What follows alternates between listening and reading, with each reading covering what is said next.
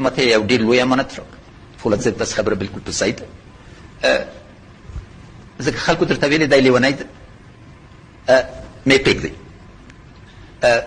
او هیله ده درته ثابت سوي.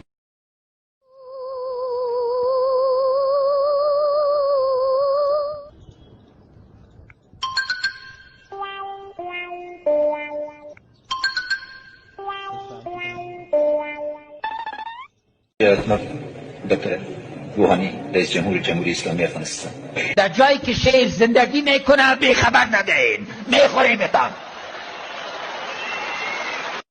او وطن دلال و خزان عظما. کتابی که بعد از حدیث نبوی زیادترین اهمیت داره بخاری شریف است.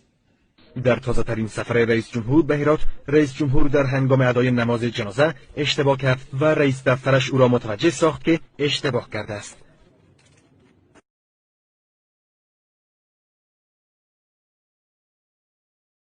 اختر هغه وخت ده چې پیغمبر د اسلام صلی الله علیه وسلم یو چې وضعیت خراب ما اصاب دست آرامی چون گلوبونه میخوری